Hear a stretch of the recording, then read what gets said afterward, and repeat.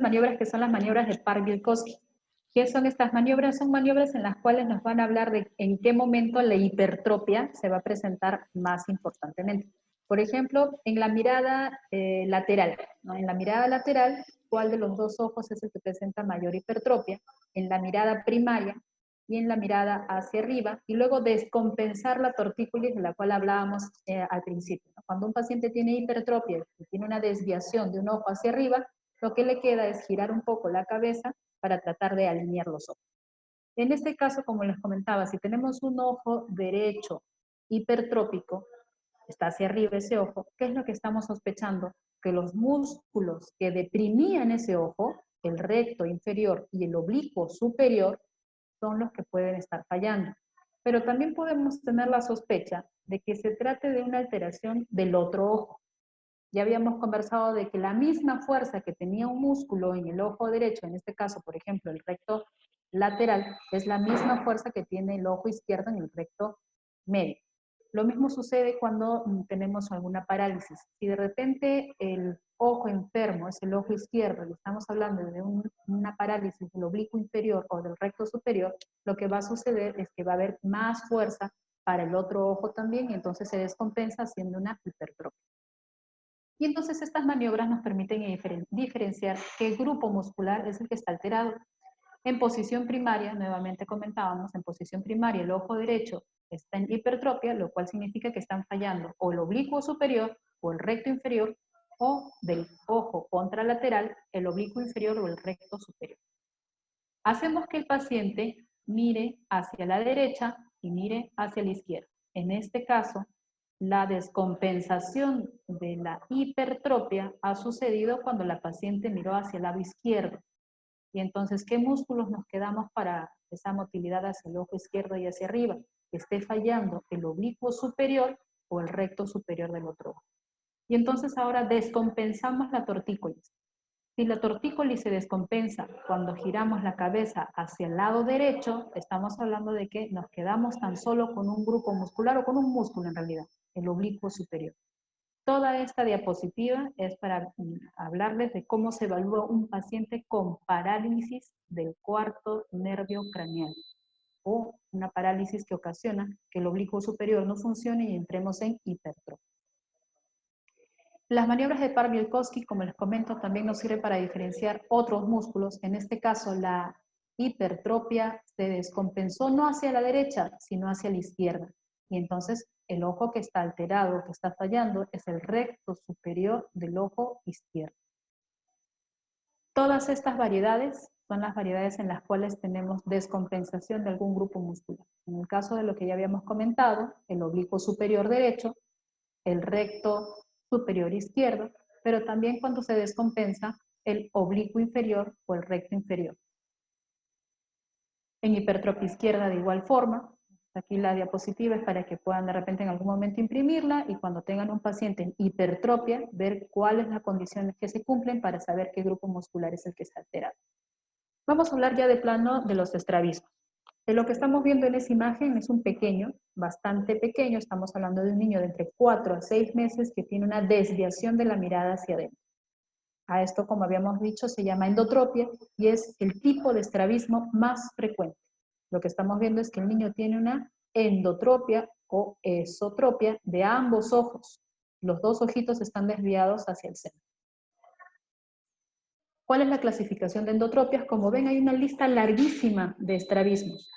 Ustedes es mucho más fácil entenderlos como estrabismos que son congénitos y estrabismos que serán adquiridos en el tiempo por alguna manifestación de la refracción, por algún traumatismo, por alguna lesión sobre el nervio, por alteraciones en la acomodación. Entonces tenemos los estrabismos que son congénitos, los que se van a presentar desde muy tempranas edades, y vamos a hacer un punto de corte en los 6 meses. Los estrabismos que se presentan usualmente antes de los 6 meses se les denominará congénitos y después de los 6 meses usualmente adquiridos.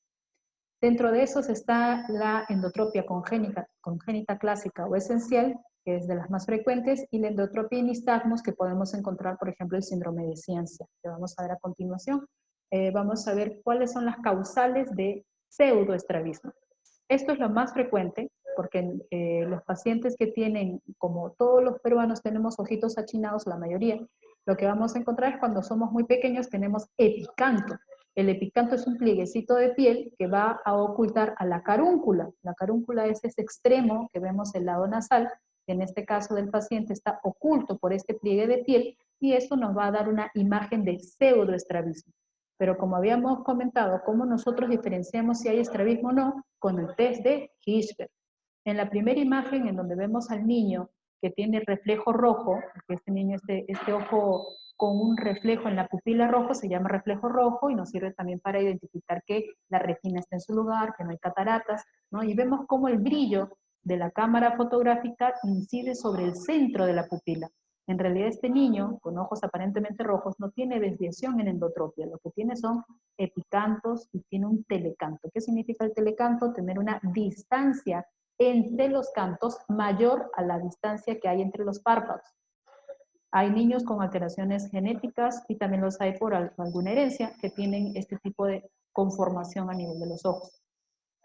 Epicantos prominentes también. Aquí en este caso he puesto sobre el ojo del paciente cómo se debería encontrar y como vemos coincide, está central, pero no podemos ver la carúncula y eso nos da la imagen de un pseudoestrabismo.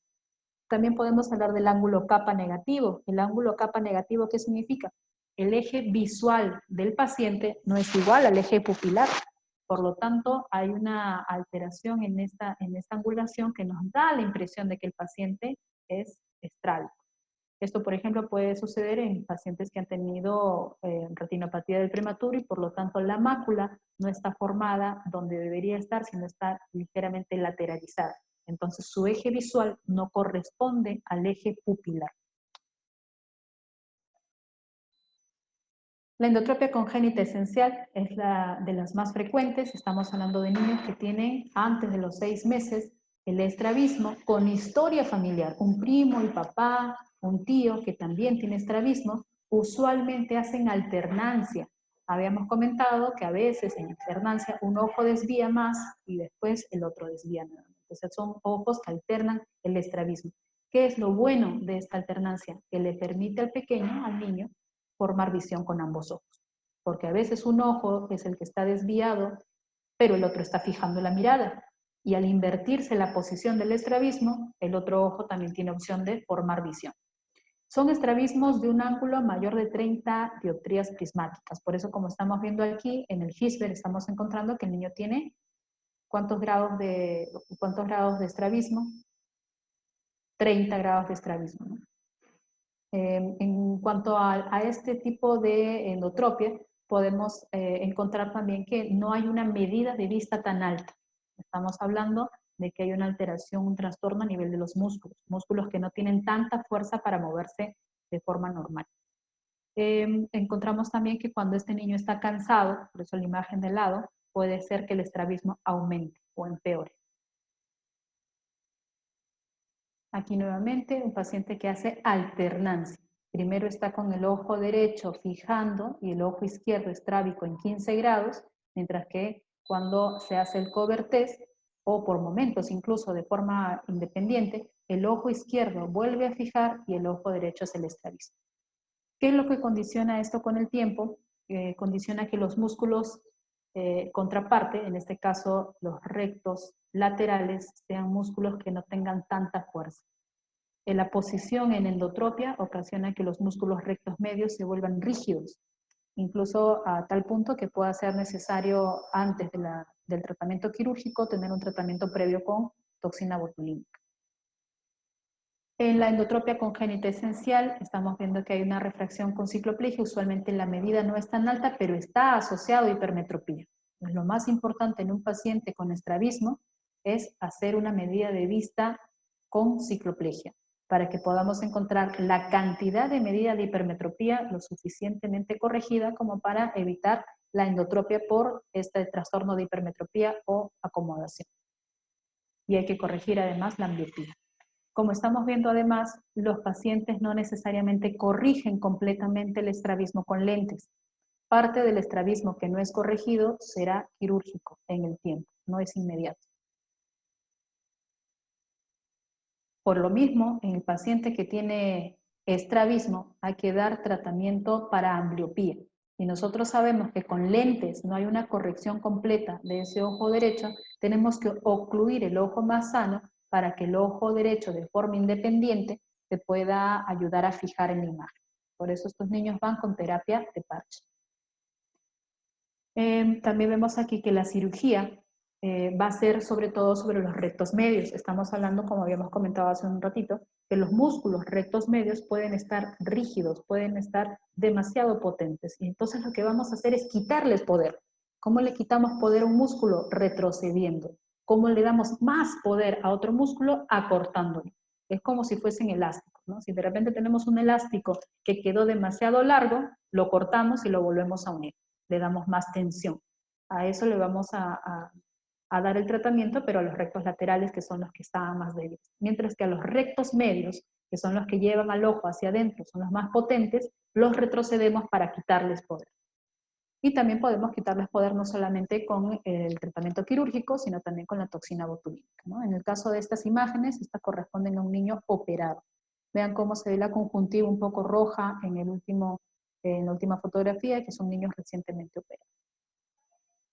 El síndrome de Ciancia o endotropia más nixtagmus se va a caracterizar porque este niño tiene una alteración en la abducción, no es capaz de abducir, no es capaz de llevar a los ojos hacia afuera porque hay una contractura muy fuerte de los músculos rectos medios que sujetan al ojo y que impiden que ese ojo se mueva hacia afuera. Es una endotropia que además va a cursar con nistagmus, es decir, con un movimiento de vaivén que van a tener los globos oculares. Usualmente las hipermetropías son un poco más altas, como estamos viendo más de 3.5, y son endotropias de gran ángulo, estrabismos muy evidentes, estrabismos que van casi a los 45 a 70 dioptrías prismáticas. Y además van a cursar con DVD. ¿Qué cosa era el DVD? Poníamos el oclusor para hacer el cover test de este paciente y cuando sacábamos el oclusor el ojo estaba hacia arriba. Divergencia vertical, una disociación vertical. Entonces así encontramos al síndrome de Ciancia. La endotropia acomodativa. ¿Qué significa la endotropia acomodativa? Cuando nosotros tenemos aproximadamente entre mes y medio y 2 meses, va a comenzar a formarse la acomodación. La acomodación es la capacidad que tiene cada ojo, cada globo ocular, de poder enfocar la imagen a diferentes distancias. A eso se llama acomodación. El hecho de que ustedes puedan ver a una distancia de 30 centímetros, 50 centímetros, 6 metros, es el hecho de que tenemos un músculo dentro de nuestros ojos que acomoda el cristalino para que pueda enfocar. En los niños, este efecto de acomodación es muy potente, lo cual además de activar este impulso para poder llevar la imagen a la retina y poder acomodar esta imagen y siempre ver enfocado, ocasiona que el niño converja. La acomodación tiene una triada, la triada de convergencia, acomodación y miosis. ¿Qué significa? Si ustedes hacen la prueba de ver su mano a 10 centímetros y luego ver a 6 metros, lo que van a darse cuenta es que los ojos convergen cuando miran su mano y divergen cuando miran a los 6 metros. En los niños esta convergencia y acomodación van de la mano de una forma muy exagerada a veces y es por eso que la endotropia se ocasiona cuando el niño mira de cerca. Se inicia entre los 4 meses a 7 años, usualmente es intermitente y luego constante. O sea, a veces se comienza con un niño que por momentos, por tiempos está central y por otros momentos presenta el estrabismo de forma franca. Por ejemplo, empieza a dibujar sobre una mesa y los ojos están estrábicos, pero cuando ve televisión los ojos están derechos. Entonces, esto hay que tenerlo en cuenta. Cuando vemos a un paciente pediátrico, no podemos revisarlo una sola vez y siempre hay que tener confianza en lo que nos dice el familiar, porque el familiar es el que está con el pequeño todo el día. Ocasiona diplopia y supresión. ¿Qué cosa es la diplopia y la supresión? Mientras un niño tenga función en ambos ojos, los ojos estrábicos ocasionarán que veamos 2 imágenes, veamos doble, la diplopia. Pero con el tiempo el cerebro de este pequeño, de tanto mirar 2 imágenes, suprimirá la imagen del ojo estrábico. Es decir, que el cerebro anula la imagen de ese ojo y lo vuelve amblio. Por eso es tan importante darle alternancia al estrabismo, darle corrección y tratamiento para la ambliopía. El tratamiento para esta endotropia acomodativa dependerá siempre de una refracción con cicloplegia que tiene que ser máxima la cicloplegia, a veces usando atropina, otras veces usando ciclopentolato. Y la idea de este paciente es corregir la medida positiva que tenga. Si este paciente tiene hipermetropía mayor de 4, hay que corregirla. Si el paciente tiene una relación de la convergencia acomodativa, acomodación alto, además hay que darle lente bifocal. ¿Qué significa esto, este cociente? El cociente de convergencia acomodativa, acomodación, nos dice si este niño va a tener mayor desviación cuando acomoda, cuando ve de cerca. ¿Cómo lo medimos? Lo podemos medir con prismas. La medida de estrabismo, usualmente con ese niño mirando de lejos, y la medida del estrabismo cuando este niño ve de cerca. Para eso nos sirve el cociente de convergencia acomodativa, acomodación. Si este cociente es alto, este niño necesita bifocales. ¿Qué son los lentes bifocales? Los que utiliza pues, el abuelito que uno tiene, la mamá que uno tiene, que son lentes para lejos y para cerca. De esta forma podemos compensar el problema acomodativo de este niño y este niño pues tendrá la mirada más derecha cuando están viendo de cerca. Parcialmente acomodativa, ¿qué significa? A este niño le hemos puesto lentes, pero no ha corregido completamente el estrabismo. Cuando es así, nos queda un residual de estrabismo que tenemos que manejar de forma quirúrgica. Endotropia adquirida no acomodativa. Vean que estos niños tienen un estrabismo que no está ocasionado porque los músculos estén alterados. Está ocasionado porque esos ojos no ven. En el ojo, en la primera imagen, donde el ojito derecho tiene una imagen blanquecina, a esto se llama leucocoria, y la leucocoria nos está hablando de que hay algo detrás del cristalino que ocasiona esta imagen blanca. En este caso es un retinoblastoma, que es el cáncer ocular, intraocular más frecuente en los niños, y lo que está ocasionando este cáncer dentro del ojo es que ese ojo no vea, por lo tanto presenta una desviación. Todo paciente con estrabismo tiene que ser evaluado en fondo de ojo para verificar que no tengamos esta alteración. En el caso inferior estamos viendo un niño bastante pequeño, lactante todavía, que tiene ambos ojos con leucocoria por desprendimiento de retina, por retinopatía del prematuro. Un paciente que no fue evaluado a tiempo y que ambas retinas se desprendieron, ocasionando lo que antes se denominaba displasia retrolental. Una alteración como un muñón, que en realidad es la retina desprendida. Entonces, estos pacientes también pueden tener una endotropia adquirida no acomodativa, no depende de la acomodación. En la parálisis del sexto nervio craneal también podemos encontrar una endotropia. Esta endotropia va a ocasionarse porque el recto lateral no tiene motilidad, está paralizado el sexto nervio.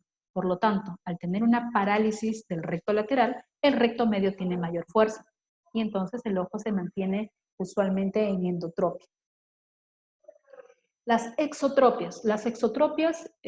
Vamos a hablar de las exotropias como alteraciones que van a estar usualmente ligadas a la miopía. También pueden estar ligadas a altos astigmatismos. Cuando se habla de una pseudoexotropia, también podemos hablar de ese niño que tuvo retinopatía del prematuro y cuya mácula está tangencialmente alterada, está traccionada, está para el lado temporal y por lo tanto nos da un ángulo capa positivo. En las exotropias siguen generalmente un camino. ¿Cuál es ese camino? El paciente con exotropia comienza alrededor del año de vida y luego esa exotropia se va a hacer manifiesta durante los años siguientes de forma más frecuente. Ese es el camino que siguen usualmente las exotropias. Existen exotropias congénitas, que son los pacientes menores de 6 meses, pero es mucho más raro. En el paciente que tiene exotropia congénita, hay que pensar en un traumatismo cráneoencefálico, un problema neurológico, un trauma obstétrico, porque estas exotropias nos van a estar hablando de una alteración de los nervios de los pares craneales. Hay hiperactividad también puede ser de oblicuos. En las exotropias primarias hay un exceso de divergencia de lejos. En este niño lo que vamos a ver es que quizás de cerca, con la computadora, con el trabajo de escritorio, los ojos están más centrales, pero cuando mira de lejos o mira el televisor, un ojo desvía más que el otro hacia afuera, es un exceso de divergencia y el paciente lo que hace es una tortícolis compensatoria. Vemos al paciente con la carita también girada. Los pacientes con exotropia necesitan de un tratamiento también de corrección de medida de vista, en la cual tratamos de miopizar más a ese paciente y vamos a ir viendo en el tiempo para poder dar un tratamiento quirúrgico. Usualmente las exotropias no van a corregir completamente con lentes y van a requerir un tratamiento quirúrgico. Esta es la exotropia alternante. Como veíamos, alternancia significa que a veces desvía un ojo y otras veces desvía el otro. En este caso, el paciente va a presentar una exotropia del ojo izquierdo y a veces del ojo derecho. Los primeros años de vida son importantes para determinar por qué se ha ocasionado esta exotropia, ya sea por traumatismo, ya sea por una condición, por ejemplo, viral, también se puede presentar una alteración no solamente muscular a nivel de la motilidad de cada músculo, sino también generalizada. No hay que dejar de lado algunas otras alteraciones, como por ejemplo la miastenia gravis. Vamos a seguir ahora el tercer nervio craneal. Cuando habíamos hablado del tercer nervio craneal o motor ocular común, veíamos que este nervio le daba inervación a muchos músculos de nuestro globo ocular. Y cuando se paraliza casi todo el movimiento del globo ocular. Como estamos viendo en la imagen, el paciente que tiene parálisis del tercer nervio craneal tiene una ptosis palpebral, y es una ptosis que usualmente es completa. Está tapado todo el ojo. No es que el paciente nos esté guiñando el ojo, sino que el párpado está completamente tosado. Entonces levantamos el párpado y hacemos que el paciente nos mire de frente, a la derecha, hacia arriba, hacia abajo, a la izquierda. Y vean ustedes que en todo momento el ojo solamente está en exotropia. Está dirigido hacia afuera. ¿Por qué? Porque está funcionando el recto lateral. El recto lateral está funcionando y tiene más fuerza que los otros músculos porque el tercer nervio está paralizado y por lo tanto está paralizado el recto medio, el recto superior, el recto inferior y el oblicuo inferior. Al tener todos los músculos paralizados, solamente el recto lateral funciona y por eso tenemos la exotropia y ptosis palpebral. Esta es nuevamente una parálisis del cuarto nervio craneal. Aquí estamos viendo a un paciente que tiene tortícolis. Si hacemos una línea sobre sus ojos, vamos a ver de que no están alineados. Este paciente mira hacia la izquierda y hacia la izquierda se descompensa el ojo derecho. Hacemos la maniobra de Park-Bielkowski, lateralizamos la cara y vemos cómo se descompensa la hipertropia en el ojo derecho cuando giramos la cabeza hacia el lado derecho. Si todo era hacia el lado derecho, estábamos encontrando que esto se presenta por parálisis del oblicuo superior o parálisis del cuarto nervio craneal. Nuevamente la maniobra de Park-Bielkowski, habíamos conversado, tenemos alguna alteración del oblicuo superior, descompensamos la tortícolis, otra vez la tortícolis se sigue descompensando para el ojo derecho, por lo tanto tenemos el oblicuo superior que es el que está alterado. ¿Qué pautas básicas tenemos para el tratamiento de estrabismo?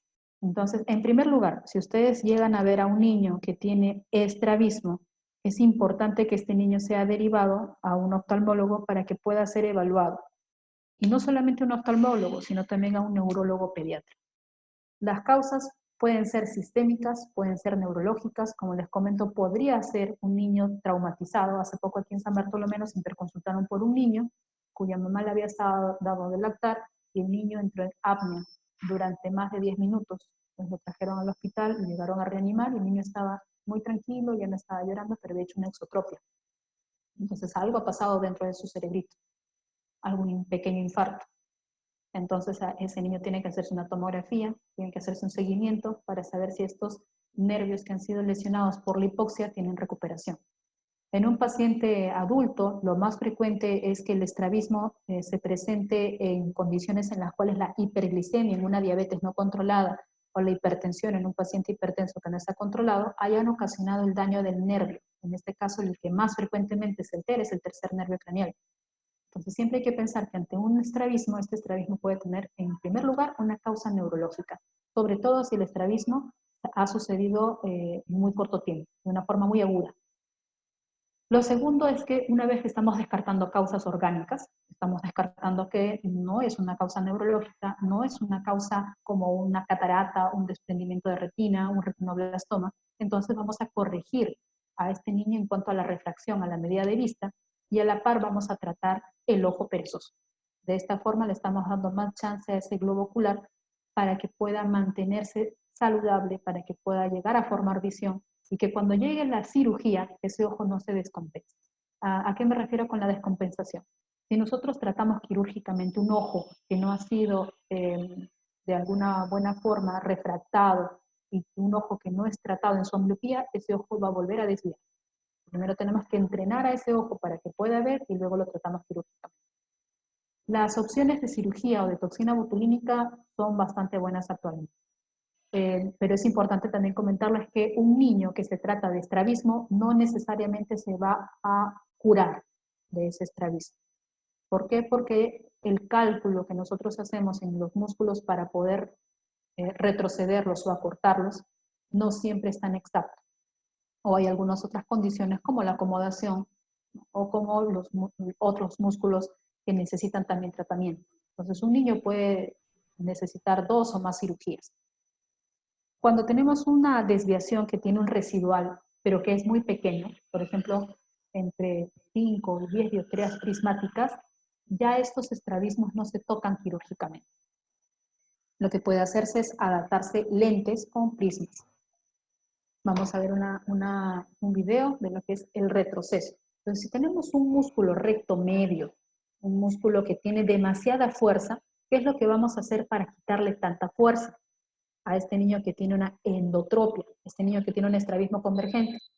Lo que vamos a hacer es retroceder ese músculo, hacerlo entre comillas más largo, darle más largo para que tenga menos fuerza. Y entonces lo que vamos a hacer en primer lugar es lazar al músculo, suturarlo para que no sangre, porque el músculo es muy, muy vascularizado, y como vemos aquí ya está liberado el músculo. ¿Para qué se libere ese músculo? Para poder suturarlo posterior a su inserción usual. Eso se mide con un caliper, con un compás, para saber exactamente en dónde nosotros queremos poner ese músculo. Entonces, esta es la cirugía de estrabismo. La cirugía de estrabismo es de recolocación de músculos. Ahí estamos marcando con un caliper, con un compás, y ya sabemos que estamos retrocediendo el músculo aproximadamente unos 6 milímetros. Ahí está el músculo ahora. Doctora, Dime. queda 7 minutos. Sí. ¿Creo otra reunión Ya terminamos con esto. Ya, doctora. No, ya terminamos con esto. El acortamiento del recto lateral significa darle más fuerza. Entonces aquí el músculo recto lateral se le está lazando también, se le está retirando tendón, que es su cubierta, y lo que se va a hacer es suturar a ese músculo y doblarlo sobre sí mismo, lo que va a ser un acortamiento de este músculo.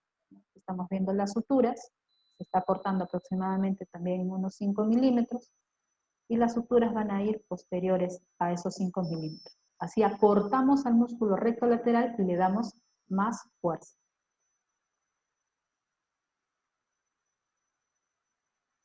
Ahí está el acortamiento del recto lateral.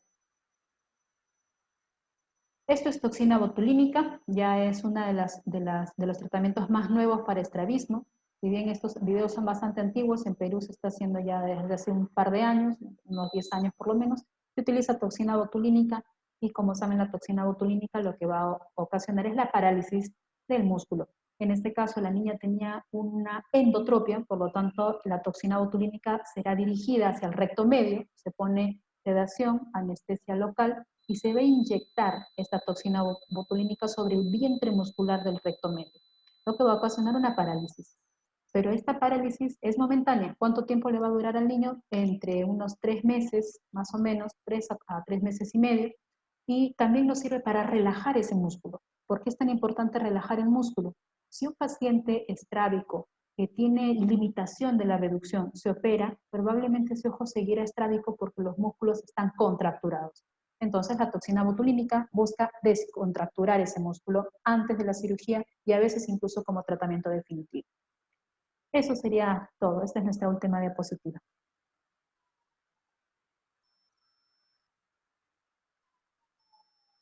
Doctora, consulta, por favor. Muchísimas gracias, Ada, por esta clase estupenda que me has hecho recordar muchísimas cosas. Yo le pediría, por favor, a todos los estudiantes que hagan sus micrófonos y le den un aplauso a la doctora que ha hecho una Gracias. maravilla esta clase. Gracias, doctor. Muy tan amable Gracias, y doctora. bueno, Muchas gracias a gracias, los chicos. Sara. Ojalá que me Gracias, haya doctora. dejado de entender. Y si tienen alguna pregunta.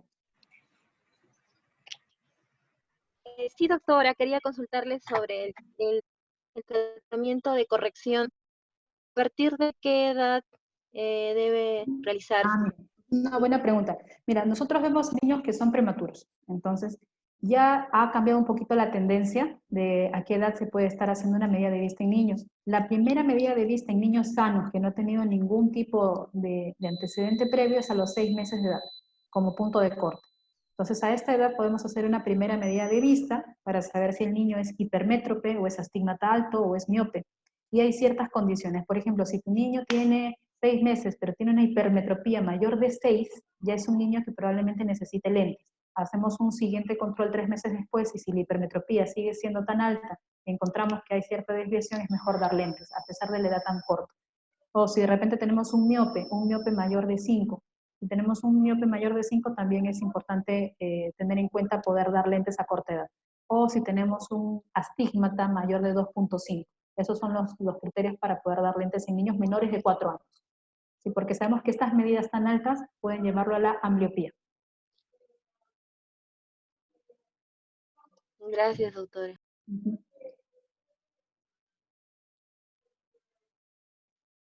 ¿Alguien quiere preguntar algo más?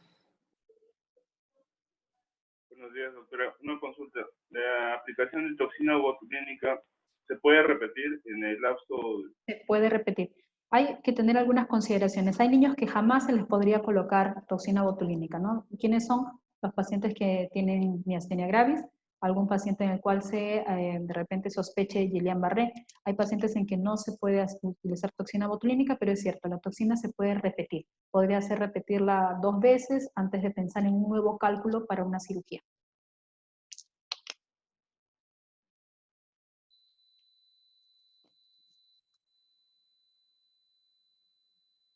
¿Alguna otra pregunta que tengan?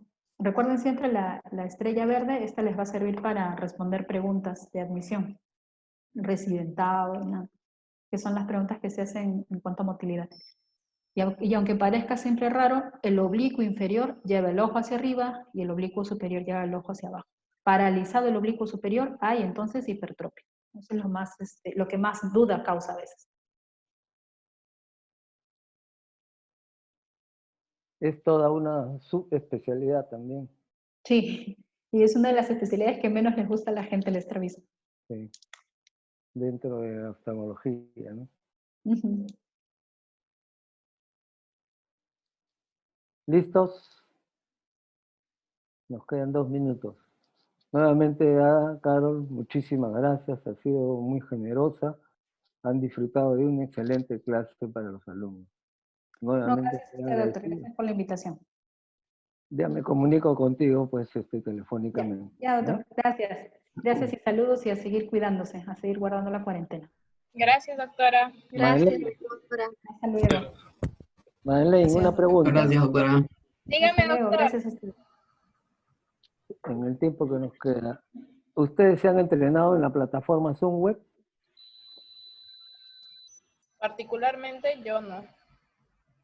No sé si mis demás No, pero compañeros la también. universidad ha quedado en entrenarlo, ¿no?